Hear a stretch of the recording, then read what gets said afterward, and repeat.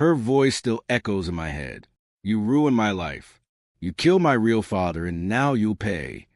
I couldn't believe it. The girl I had raised as my own for 18 years, the girl I had saved from death when she was only 4 years old, was pointing her trembling finger at me in a crowded courtroom, accusing me of a murder I never committed. I felt my knees weaken as the jury turned toward me, their eyes sharp, their faces cold. She didn't even look away, not even for a second. My little girl, my daughter in every way but blood, stood there, testify against me, her voice breaking with every word, yet her accusations cutting me deeper than any knife ever could. The judge's gavel slammed. The courtroom went silent. My lawyer leaned close, whispering for me to stay calm. But how could I? How could I stay calm when the child I gave my life to protect was now destroying it piece by piece? And in that moment, as her tears fell, I realized this wasn't just betrayal. This was revenge. But revenge for what? Because the truth is, I didn't kill her father. I never even knew who he was. What I did know was that I had sacrificed everything, my happiness, my freedom, even my parents' lives for her. And this was how it was all ending? With me in handcuffs, facing life in prison for a crime I never committed? Or was it worse? Because deep down, I feared something darker. Maybe someone else had planted this in her head. Maybe she didn't come to this courtroom alone. Maybe there was a hand pulling her strings, waiting to crush me completely. But before I could think further, the prosecutor shouted, "Ladies and gentlemen, you've heard it from the victim herself. What more proof do we need?" The jury nodded. My daughter's sobs filled the air, and I sat there, trapped, with one question pounding in my chest. How did I get here? How did 18 years of sacrifice turn into this moment, where the one I loved most became my executioner? Before I tell you the whole story, let me ask you something. If you were in my shoes, if the child you saved from death turned around and destroyed your life, what would you do? Think about that while I take you back to where it all began. And please, if you want to know how this nightmare unfolded, don't forget to like, watch, and subscribe, because this isn't just a story. This is my life. My name is Michael Harris. I was only 15 years old when my world collapsed. I grew up in New Jersey with my mom and dad, David and Laura Harris. We weren't rich, but we were happy. Dad worked construction. Mom was a nurse, and I was just another teenager with dreams of playing basketball and maybe going to college someday. But all of that ended one rainy afternoon. I still remember the sound of the storm, the heavy drops hitting the car windows, the wipers moving frantically, the rumble of thunder in the distance. My parents and I were driving home after visiting my grandma. The highway was slick and visibility was low. That's when it happened. A small girl, no older than 4, suddenly darted into the road. She was chasing a red balloon, her little yellow raincoat flapping in the wind. She was right in the middle of traffic, frozen like a deer in headlights. My dad slammed the brakes. My mom screamed. I didn't think, I just acted. I opened the door while the car was still sliding, jumped into the rain, and ran toward her. I grabbed her tiny arms and pushed her out of the road just as headlights from a truck blinded me. That was the last time I saw my parents alive. The truck didn't stop. It swerved. It hit our car. Metal crunched, glass shattered, and fire roared into the sky. I stood there, holding the crying little girl in my arms, watching as everything I loved burned in front of me. From that moment on, I was alone. Except, not really. The little girl, her name was Emily. She had no one. Her mother was gone, and her father had vanished long ago. And in that single night, fate bound us together. I lost my parents saving her life, and she lost her entire family in the same storm. The police called it an accident. Neighbors called it a tragedy. But for me, it was something else. It was a beginning. I swore I would raise Emily as my own. I promised her, even as her tiny fingers clung to my soaked shirt, that she would never be alone. I didn't know how. I was just a 15-year-old orphan with nothing left. But I meant every word. And for the next 18 years, I lived for her, through sleepless nights and endless jobs, through hunger and poverty, through sacrifices no one saw. I gave Emily everything I could. She became my world, my daughter, my reason to breathe. But little did I know, 18 years later, she would become the reason I stopped breathing. Because right now, as I sit in this courtroom staring at her accusing eyes, I wonder, was saving her the biggest mistake of my life? Before I could finish that thought, the judge's voice thundered, "The court will now proceed with evidence presentation." And that was when the doors opened, when someone walked and held a file that could either save me or destroy me forever. The courtroom doors creaked open, and every head turned. A tall man in a dark suit walked in, holding a thick brown file. His face was hidden in shadow, but the moment he stepped forward, my heart skipped a beat. He handed the file to the prosecutor, whispering something in his ear. The prosecutor's lips curled into a wicked grin, and then he slammed the file down on the table with a dramatic thud. "Your Honor," he said, "inside this file is proof that Michael Harris murdered Emily's real father 18 years ago. We ask the court to admit this evidence." The room erupted in gasps. My chest tightened. Murder? Her real father? I didn't even know who the man was. How could they say I killed him? I looked at Emily. She refused to meet my eyes. Tears rolled down her cheeks, but she kept her face buried in her hands like she couldn't bear to look at me. The judge adjusted his glasses. "Proceed." The prosecutor opened the file and pulled out a set of photographs, grainy images that looked like they had been pulled from an old camera. One picture showed a man I didn't recognize lying on the ground, blood pooling around him. Another showed a knife, smeared with red, half buried in dirt. And then there was the worst photo of all. Me, a blurry shot of me, 15 years old, standing near the crash site on that rainy night. My hands covered in blood, not mine, but from carrying Emily after I saved her. "Ladies and gentlemen," the prosecutor said, waving the photo in the air, "this is your so-called hero, covered in blood, standing over the body of Emily's biological father." The jury whispered among themselves. I wanted to scream, to stand up and shout that it wasn't true, but the weight of the accusation pressed me down. My mouth went dry. I never knew this man. I finally managed to say, my voice cracked, desperate, "That night, I saved Emily from a truck. My parents died in that accident. I didn't kill anyone." But the prosecutor only sneered. Convenient story, isn't it? A teenage boy loses his parents, conveniently gains custody of a child whose father mysteriously vanishes, and now, 18 years later, he sits here pretending to be innocent. The jury's eyes pierced through me. Emily finally looked up. Her lips trembled, her hands shaking. He always told me he lost everything because of me," she whispered, her voice quivering but loud enough for everyone to hear. "I thought he loved me, but maybe all these years were just his way of hiding what he really did." Her words cut deeper than any blade. I felt my chest cave in. Was this really Emily speaking, or someone else speaking through her? I wanted to stand, to reach her, to beg her to remember the truth, that I had given up my life for her. But before I could, the judge's gavel slammed down. "Order in the court," he roared. The prosecutor smirked, as if he had already won. My lawyer frantically flipped through his notes, his face pale. That's when it hit me. Someone had set me up. Those photographs, that file, that so-called evidence. It was planted. But by who? And why now after 18 years? I clenched my fists under the table. Whoever had done this didn't just want to take me down. They wanted Emily to hate me. They wanted to destroy everything we had built together. The judge turned to the prosecutor. "This court will allow the evidence." My stomach dropped.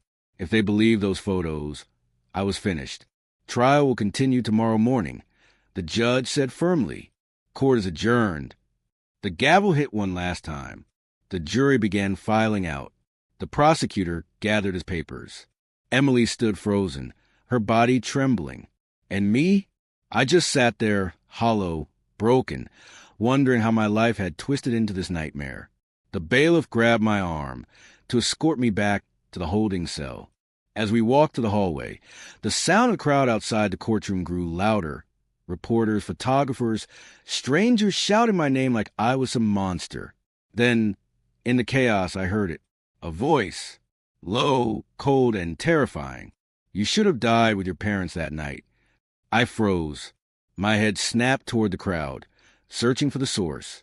For a second, I caught sight of a face, a man standing still, watching me with eyes that burned with hatred. He smirked before disappearing into the swarm.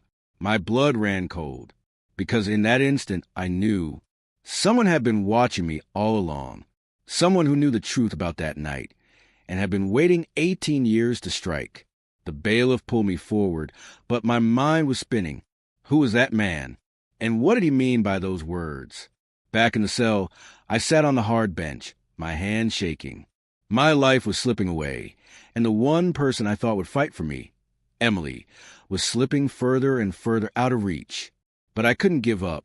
Not yet, because if I didn't find out who was behind this, I wasn't just going to lose Emily. I was going to lose everything. And as I lay back against the cold concrete wall, one thought repeated in my head. Tomorrow, when the trial continues, the real war begins. But little did I know, the next morning would bring something far worse than lies in a file. Something that would shake the entire courtroom to its core. The next morning, the courthouse was swarming like a hive of angry bees. Reporters shoved microphones into cameras, shouting my name, throwing questions like daggers. Michael, did you murder her father? 18 years of lies, is that true? Do you have anything to say to Emily? Their voices blurred together into one deafening roar. The bailiff shielded me as we pushed through, but every question cut deeper than the last. Inside the courtroom, Emily sat on the witness bench, her face pale, her eyes swollen from crying. She wouldn't look at me. She wouldn't even glance in my direction. The sight broke me in ways I didn't think possible. I had raised her from the time she was 4.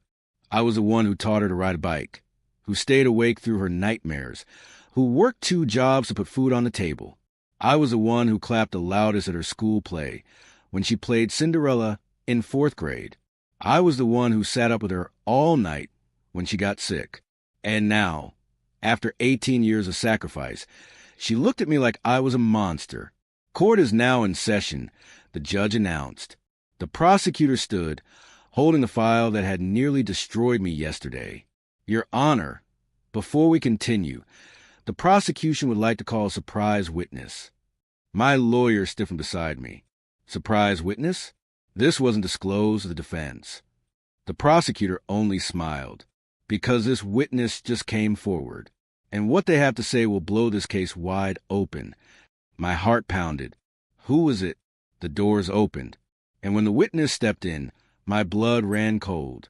It was her, a woman I hadn't seen in nearly 2 decades. Emily's biological mother. She looked nothing like the ghost I remember from the night of the accident. Her hair was darker now, her face sharper, but I knew those eyes. I had seen them in Emily since she was a child. The courtroom gasped as she walked forward. Emily's hand flew to her mouth, tears streaming instantly. "Mom," she whispered, her voice trembling. The woman nodded, forcing a soft smile as she sat in the witness chair. I felt like the air had been sucked out of the room. Emily's mother had been presumed dead for years. I had been told she never survived whatever hellish life she had been living. And now here she was alive, walking into court like a ghost risen from a grave. The prosecutor leaned in. "State your name for the record." "My name is Sarah Miller," she said softly. Her voice carried a weight that silenced the entire room. "I am Emily's real mother." Emily sobbed harder, covering her face with her hands. The jury stared at me with disgust, like I had been caught in the biggest lie of all. The prosecutor stepped closer. "Mrs. Miller, can you tell the court what happened the night your husband died?" Sarah turned her eyes on me, cold, accusing. "That night, I saw him." She pointed at me with a shaking finger. "Michael Harris killed my husband. I saw it with my own eyes." The courtroom exploded. Shouts, gasps, cries, chaos everywhere. The judge slammed his gavel again and again, demanding silence. But the words had already been unleashed. Emily's eyes locked on mine, wide and broken. "Is it true?" she mouthed, though no sound came out. I shook my head violently. "No. Emily, no. She's lying. I never, But my words were drowned out by the prosecutor's booming voice. There you have it, ladies and gentlemen. Not only do we have physical evidence, but now we have the testimony of the victim's own wife, Emily's mother, identifying Michael Harris as a killer. I felt the walls close in. My chest burned. My world spun. Because in that moment, I realized something terrifying. This wasn't just a trial anymore. This was an execution. And Sarah Miller, the woman whose child I had raised, whose life I had unknowingly carried on my shoulders, was here to bury me. But why now? Why, after 18 years? Had she returned? And worse, what if Emily believed her? The judge finally regained control of the court. Order, order, he pointed at Sarah. You will continue your testimony tomorrow morning. This court is adjourned. The gavel came down. The crowd erupted. Emily ran toward her mother, collapsing into her arms, sobbing uncontrollably. I watched them hug, my heart splitting in two. And then Sarah looked at me over Emily's shoulder. She smiled, not a warm smile, a cold, triumphant one. That was when I understood this wasn't just about revenge. This was about erasing me completely. As the bailiff dragged me away, I whispered under my breath, "Why are you doing this?" Sarah's lips moved silently, but I caught the words. "You should have let her die." My knees buckled. My body went numb, because those words told me everything I needed to know. Sarah didn't just want me gone. She wanted to undo the night I saved Emily's life. And tomorrow, when she takes a stand again, she might succeed. I didn't sleep that night.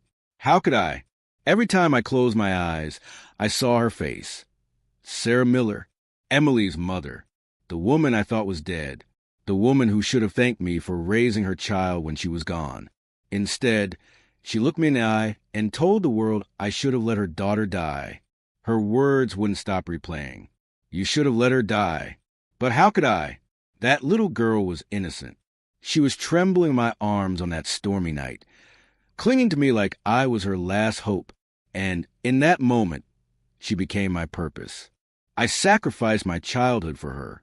At 15, while other kids were going to prom, I was washing dishes in a diner to feed her. I worked nights in a warehouse, hauling boxes until my back ached, just to afford her school supplies.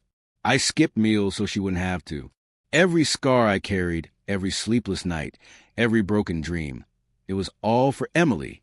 And now she sat in court, holding the hand of the mother who abandoned her, while I rotted in a cell like a criminal. The next morning, the courtroom was even more packed. The whole city wanted to see the orphan-turned-murderer face justice. Cameras flashed as I was led in chains. Emily sat with Sarah in the front row, her eyes red but filled with something I hadn't seen before, anger. When the judge called the session to order, Sarah returned to the stand. She sat tall, her voice steady, her lies flowing like poison. That night, she said, my husband went to confront Michael Harris's parents. They had been trying to keep me and my husband apart. Michael was there, and when my husband tried to take me and Emily away, Michael snapped. He grabbed a knife and... "Objection!" my lawyer shouted, slamming his hand on the table.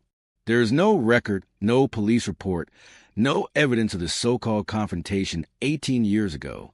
She is fabricating this entire story. The judge frowned.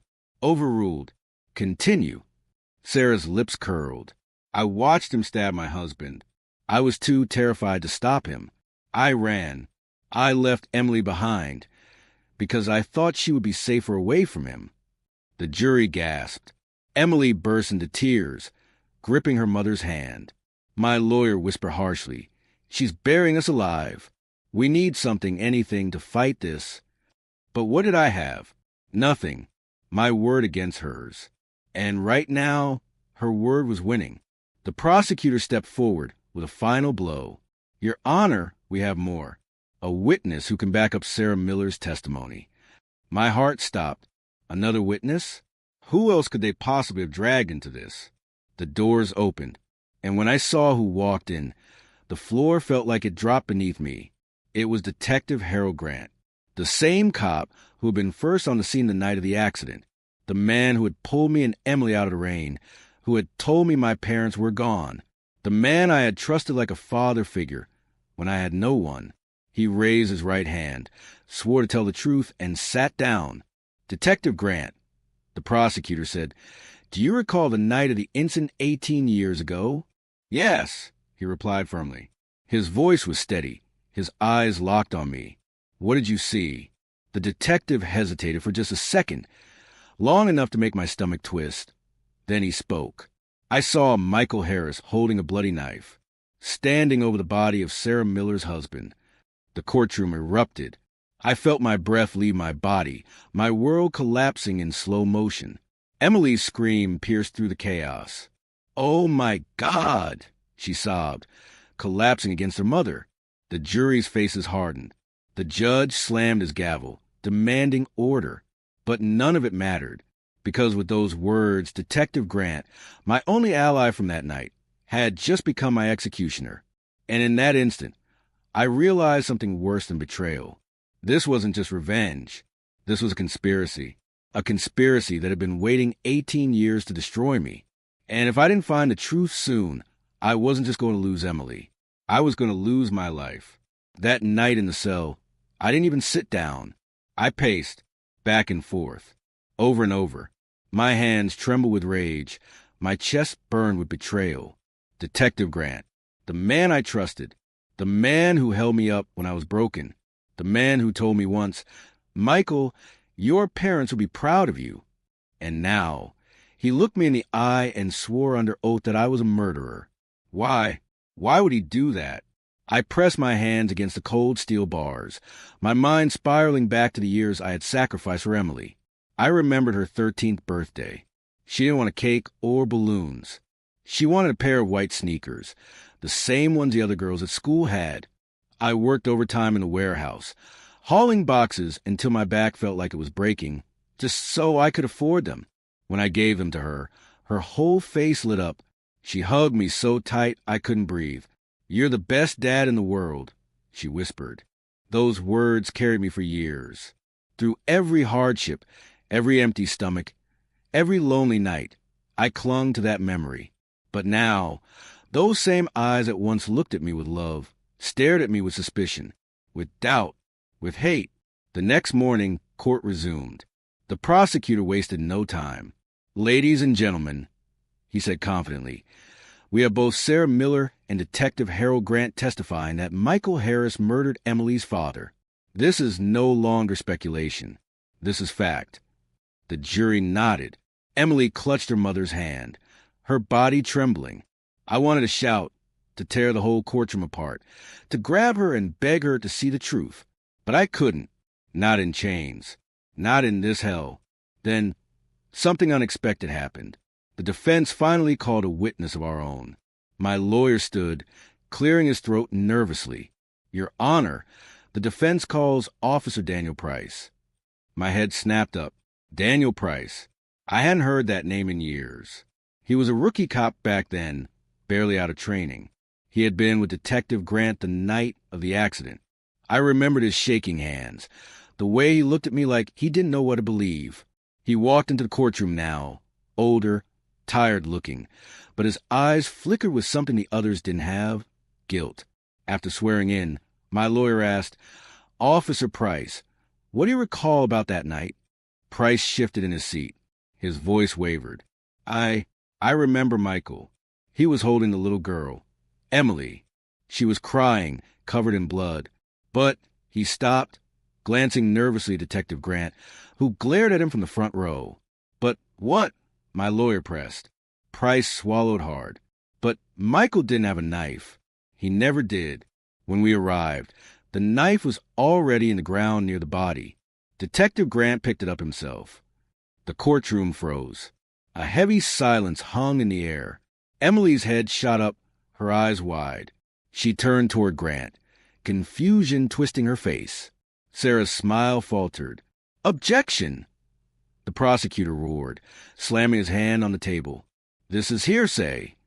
But Price's voice grew stronger. It's not hearsay. I was there. I saw it. And I've kept it inside for 18 years because I was afraid.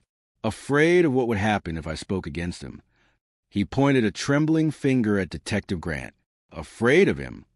The room erupted again, the jury whispering frantically, the judge banging his gavel. And for the first time in this trial, I saw something shift. Doubt, not toward me, but toward them. Grant's face darkened. Sarah gripped Emily tighter. And that's when it hit me. This wasn't just about revenge. This was bigger. Detective Grant and Sarah Miller were working together, and they had been from the very beginning. The question was, why? The judge finally restored order. This court will recess for today. We will reconvene tomorrow. As the gavel slammed, chaos rippled through the room. Emily pulled away from her mother, confusion in her eyes. Sarah tried to hold her close, whispering in her ear, but Emily's face showed doubt. For the first time, she wasn't sure. And as I was let out of the courtroom, Detective Grant leaned close, his whisper like poison in my ear. You don't even know what game you're playing, Michael. By the time you figure it out, it'll be too late. My blood ran cold, because his words weren't just a threat. They were a promise. And deep down I knew this conspiracy wasn't about Emily's father. It was about something much, much bigger. I lay awake in my cell that night, staring at the ceiling, my mind in chaos. Price's testimony had shaken the courtroom, but was it enough? Could one man's trembling confession undo 18 years of silence, lies, and betrayal? Emily's face haunted me. The way she had pulled back from her mother, the flicker of doubt in her eyes, it was there. I saw it. For the first time since this nightmare began, she wasn't fully against me. But I also saw the confusion, the storm raging inside her. How could she choose between the man who raised her and the mother she thought she lost? The truth was, I didn't blame her for being torn. She didn't know what I knew. She didn't know the nights I cried when she was asleep, wondering if I was strong enough to keep going. She didn't know how many jobs I lost because I had to leave work early when the school called saying she was sick. She didn't know how many times I went without food so she could eat. And now, all those sacrifices were buried under lies. The next morning, the courtroom buzzed with tension. The judge's face was tight, the jury restless, the prosecutor stiff. Everyone knew something was unraveling. Emily sat beside Sarah, but this time she didn't lean on her. Her hands were folded in her lap, her eyes shifting between me and her mother. The prosecutor stood. Your Honor, the prosecution calls Detective Harold Grant back to the stand. Grant marched forward, his jaw clenched, his eyes locked on me with fire. He raised his hand, swore the oath, and sat down. My lawyer didn't wait. Detective Grant, Officer Daniel Price testified yesterday that you picked up a knife yourself the night of the accident. Is that true? Grant's lips curled into a smirk. Absolutely not. Price is mistaken. Maybe he was too green back then to know what he saw. I found Harris standing over the body, knife in hand, clear as day. You're lying, I shouted before my lawyer could stop me. The judge slammed his gavel, warning me to stay quiet. Grant didn't even flinch. He leaned forward, his voice dripping with venom. You've been lying your whole life, Michael, but the truth always comes out. Something about the way he said it sent chills down my spine. It wasn't just confidence. It was certainty, like he knew something I didn't. My lawyer pressed further. Detective Grant, can you explain why, in your original police report from that night, there is no mention of a knife at all? The courtroom gasped. Even I froze. No mention of the knife? Grant's face twitched just for a second. Then he recovered. Clerical error. We were rushing. It was a chaotic scene. The omission doesn't change the fact that I saw him with the weapon, but the jury was whispering again. Doubt was spreading. And then, without warning, Sarah Miller stood up. Your Honor, I need to speak, she cried, her voice cracking. The judge frowned. Mrs. Miller, you will speak only when questioned. But Sarah wouldn't stop. She turned toward the jury, her eyes wild. You don't understand. He destroyed my family. He took everything from me. Sit down, the judge roared. But Sarah's breakdown had already done its damage. Emily stared at her mother in shock. Mom, what are you talking about? She whispered. Sarah froze. She realized she had said too much. Her lips pressed shut, her hands trembling.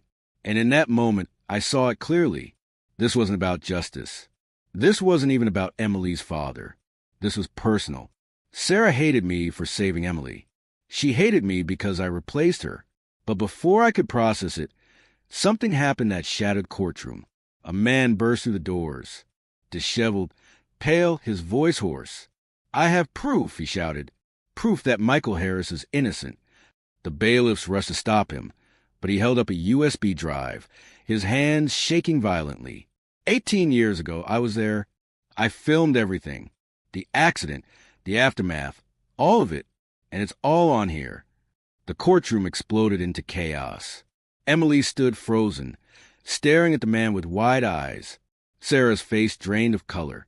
Grant's smirk finally vanished. The judge banged his gavel, demanding order, but the chaos only grew louder.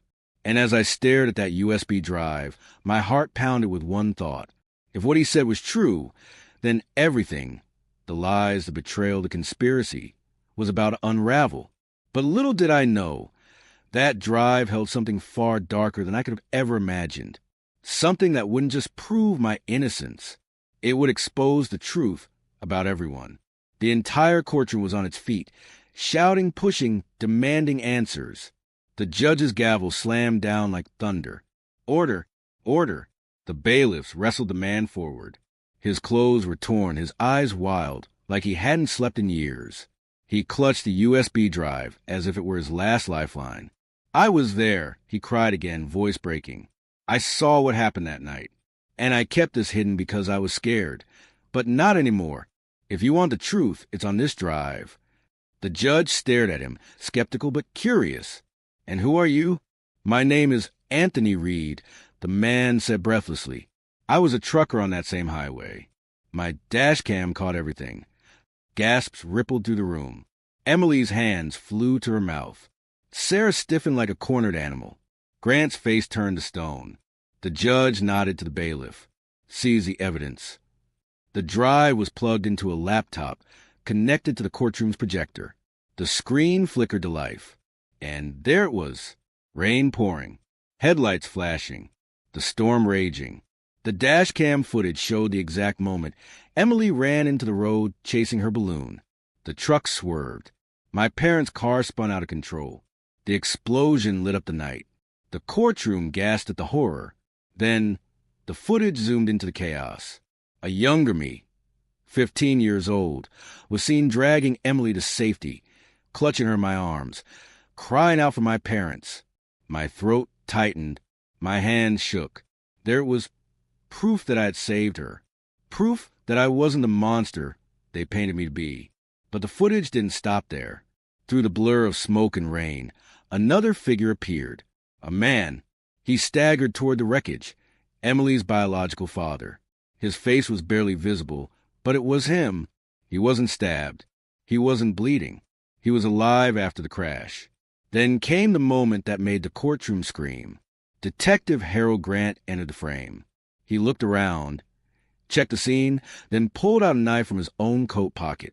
Calmly, deliberately, and he drove it into the chest of Emily's father. The room erupted. Screams, gasps, shouts, chaos beyond control. I felt my knees go weak. After 18 years, the truth was there on screen. It wasn't me. It was him. Emily's face was pale, her body shaking violently. "No, no, that can't be real," she clutched her head, her sobs tearing through the silence. Sarah stood frozen, her lips trembling. Her eyes darted wildly between the screen, Grant, and Emily. And Grant? Grant didn't flinch. He sat there, his jaw tight, his eyes cold as steel.